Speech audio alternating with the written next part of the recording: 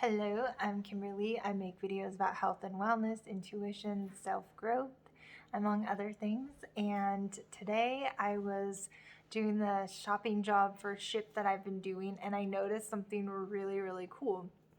I will go back, I think this was about probably 10 years ago. I saw a practitioner who was testing me for sensory processing issues and what I could take in and what my brain was digesting and able to actually do something with. And he took like a long piece of cloth, and it had like red and black stripes down it. And he went like dropped it down like that, and he was like, okay, count how many stripes there are. And my brain was just like, I just remember covering my eyes, and my eyes hurt and my head hurt, and I could not take in that information. My brain couldn't process it and see. And he did it pretty slow, but it was like there was no way that my brain was taking in what that was supposed to be telling me or what he told me to do with that. And so today I'm doing this shopping job, and I specifically was looking at an entire aisle of just boxes of bars. So it was all like the granola bars and, all that kind of stuff that was on this at Target, a super long aisle of it.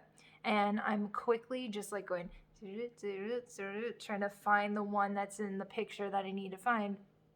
And as I'm doing this, I'm like, wow, I'm doing this really fast and rapidly going through all these. My brain is taking in each one of these and saying that this is not the picture, this is not the picture, this is not the picture.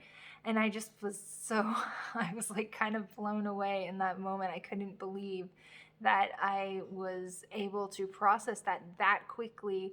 And then I was wondering if my brain had ever been able to process something that quickly.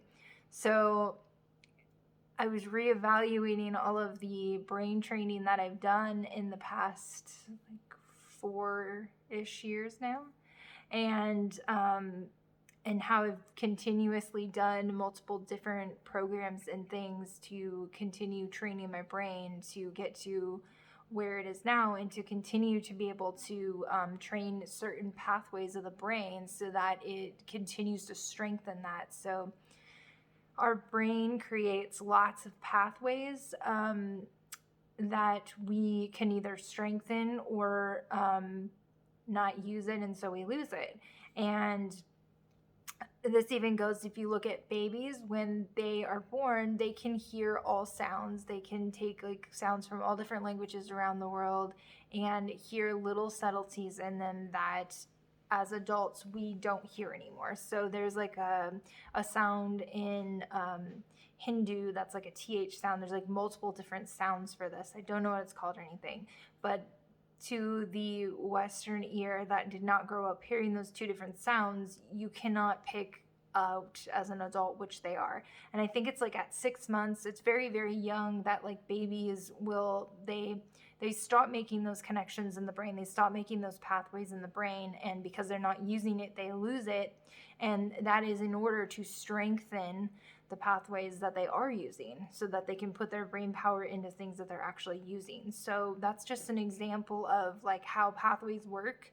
And we can create new pathways. There are some things that after a certain amount of development, like this language thing with us as babies, that we have not yet found a way to bring that back. And who knows? I mean, we're learning so much about how to control the autonomic nervous system with breathwork and cold therapy and brain training that, there maybe it is a possibility. I've never heard of any version of that yet being the case though.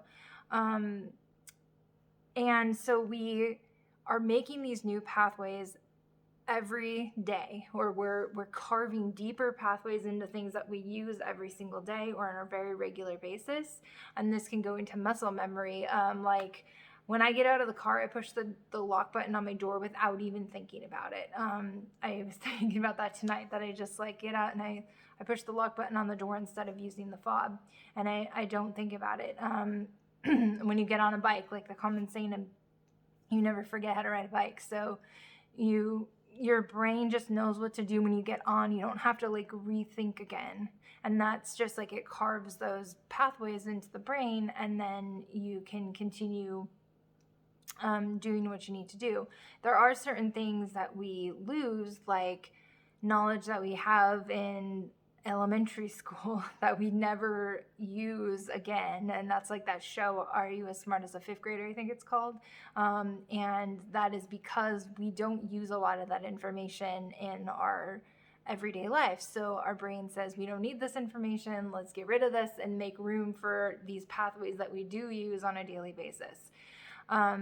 One of the methods that I used, the first one that introduced me to brain retraining, was the DNRS system, the Dynamic Neuro Retraining System by Annie something. And that system was a great introduction to me and to how to, what is all involved in and like a common, basic, like very structured way of how you can use futurizations, how you can use physical, actual like body movements by moving around on the floor in a certain pattern, and saying certain words when you're in different positions, and like retraining your brain by actually like using muscle memory in this case, which muscle memory works very well for. We don't lose muscle memory like we lose some of the other memories. So that program definitely introduced me to just a bunch of different common things that are used all across the board through all different programs. There's just different ways of formulating it and different ways of packaging it and making it have different labels, but a lot of the stuff is pretty similar. So this was the first one that I used, and there was the muscle memory patterning stuff where you move into different places, and then there was the journaling, futurizations, and like using that as meditation to actually feel what it is that you want to have, that you're actually feeling in a moment, like a dream, that you in a dream can experience what you want to experience, and you can actually feel the elation as if you're actually doing it.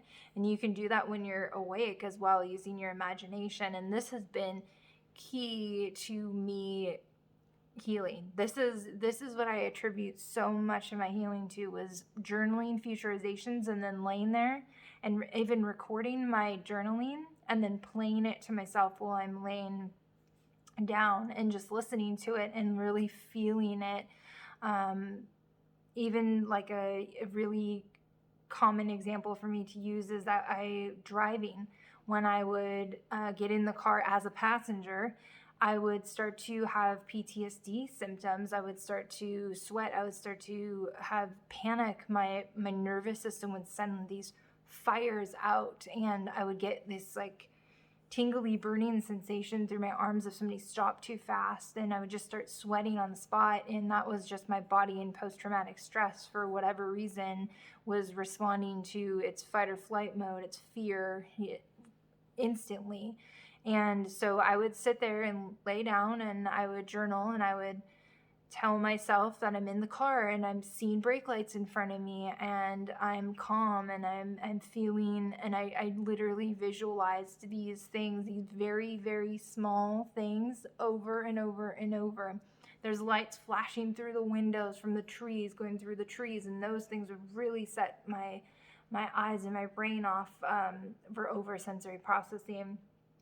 And so I would visualize laying there, like imagining these things. So if you have something that you're really scared of and somebody tells you right now, oh, imagine that you're standing on the edge of this cliff, or you're about to jump off of a plane, or whatever it is, you're about to go into like a very tiny tunnel, whatever it is that you're scared of, imagine that and see yourself in it now, and then imagine feeling calm in that moment, and that it's just you're not actually there, you're just visualizing this, you're imagining it.